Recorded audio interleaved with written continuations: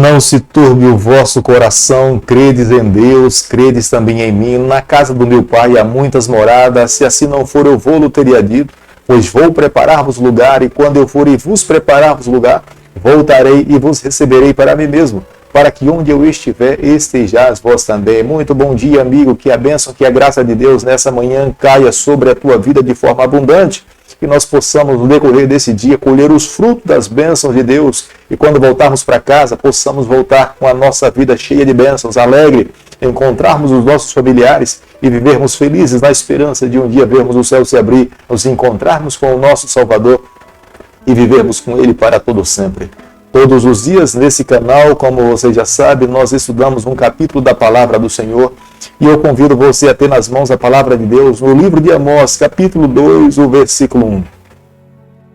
Assim diz o Senhor: por 3 transgressões de Moabe e por 4 não sustarei o castigo, porque queimou os ossos do rei de Edom até os reduzir a cal.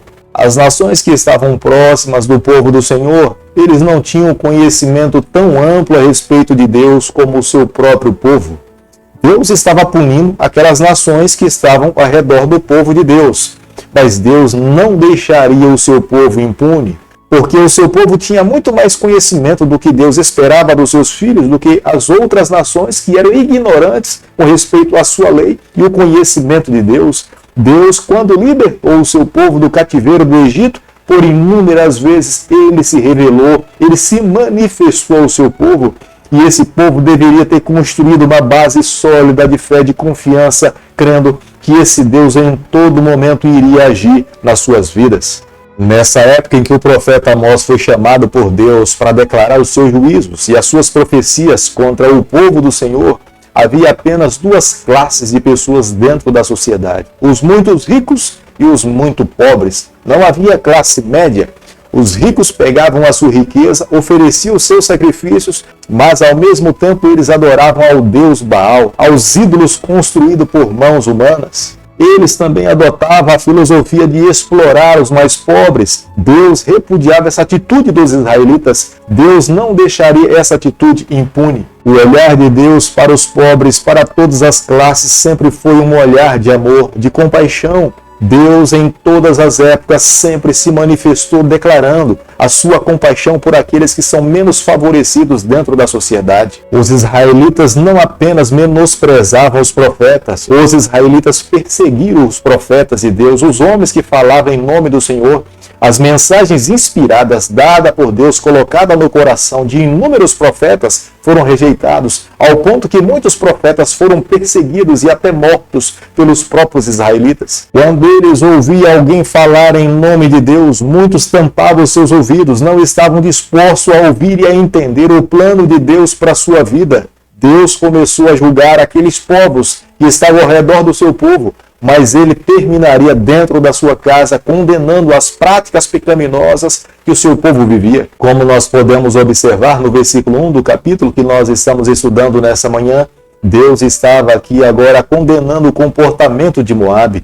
Moabe não respeitou um rei que tinha sido sepultado. Havia uma grande rivalidade entre os 2 povos, ao ponto que quando Moabe destruiu a cidade de Edom, não encontrando o rei, eles foram até o cemitério, tiraram os ossos de dentro do sepulcro e queimaram. Esse comportamento diante de Deus era extremamente inapropriado. Os moabitas eram extremamente violentos, eles eram extremamente cruéis. Há registros arqueológicos que comprovam que os moabitas, quando sabiam que alguma nação estava investindo contra uma outra, eles se aliavam para se beneficiar dessas investidas. Amós, capítulo 2, o versículo 4, a Bíblia diz o seguinte: assim diz o Senhor, por 3 transgressões de Judá e por 4 não sustarei o castigo, porque rejeitaram a lei do Senhor e não guardaram os seus estatutos. Antes, as suas próprias mentiras os enganaram, e após elas andaram seus pais.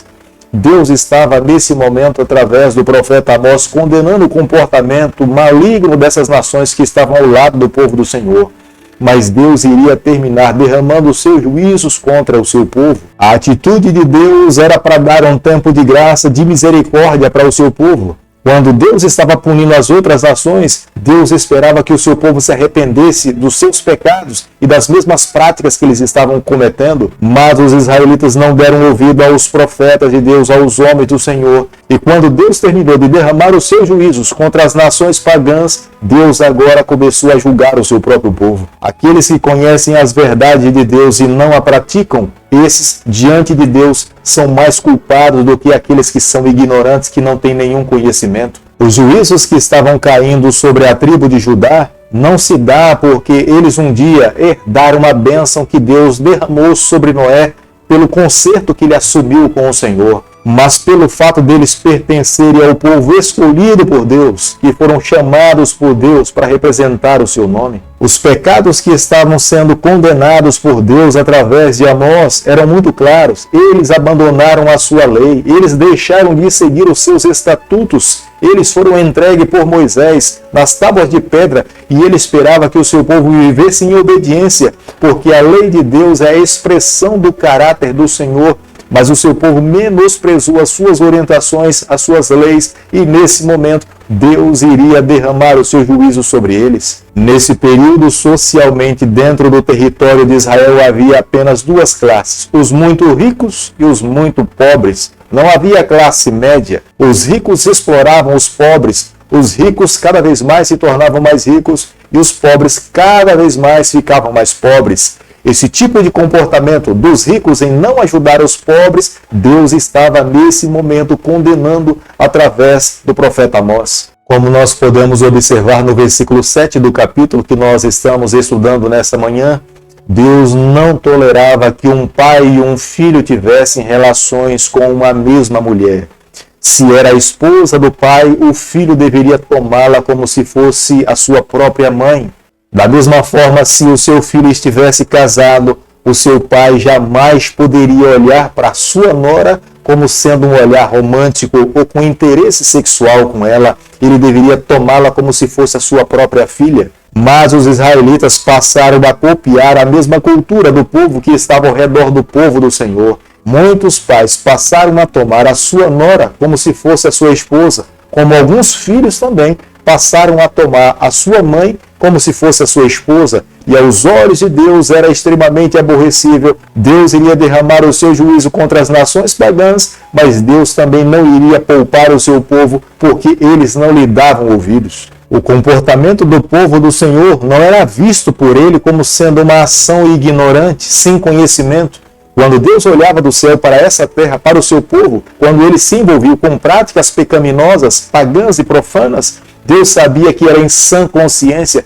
Eles o faziam tendo plena compreensão do que estavam fazendo. Deus jamais poderia permitir que os seus filhos ficassem impunes, com o objetivo de levá-los a viver e andar no caminho que conduz à salvação. Pelos israelitas representarem o nome do Senhor quando se envolviam nessas práticas, em vez de enobrecer o nome de Deus, eles denegriam a imagem do Senhor. Eles entristeciam o nome do Senhor. Quando outras nações olhavam para o povo de Deus e viam a eles envolvidos nessas práticas, jamais eles iriam querer conhecer o Deus de Israel. As leis que Deus tinha deixado através de Moisés para aquela época, as leis protegiam os mais pobres, os mais carentes, as viúvas, os órfãos daquela sociedade. O olhar de Deus era para contemplar a todas as pessoas. Deus não queria que nenhuma classe ficasse desfavorecida. O desejo de Deus era que todas as pessoas tivessem o suficiente para poder viver, alimentar-se, cuidar da sua família e sustentar os seus familiares. Mas os ricos cada vez mais se tornavam mais ricos, os pobres cada vez mais se tornavam mais pobres. As leis daquela época proibiam um homem tomar a capa de uma mulher no período da noite como penhor. E quando se tratava de uma viúva, não poderia ser tomado em momento algum. Mas essas leis não estavam sendo observadas pela sociedade. Muitos, no decorrer da noite, tomavam a capa das mulheres, de homens mais pobres como penhor, e as viúvas estavam sendo desrespeitadas. É a razão pela qual Deus chama o profeta Amós, com o objetivo de orientar, corrigir.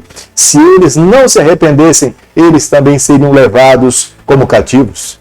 Pelo fato dos israelitas ter negligenciado as palavras do Senhor, ter rejeitado os profetas que foram enviados por Deus, É a razão pela qual que Deus tirou a sua bênção de sobre a vida do seu povo. É a razão pela qual que Deus permitiu que outras nações levassem o seu povo para o cativeiro.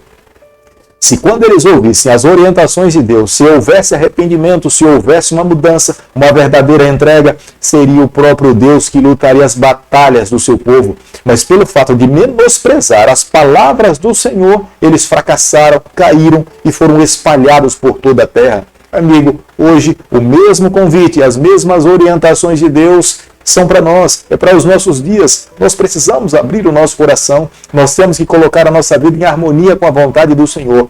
Quando nós menosprezamos as verdades divinas e vivemos de acordo com a nossa própria vontade, a nossa vida se torna vulnerável para os ataques do nosso adversário. É a razão pela qual nós caímos, fracassamos.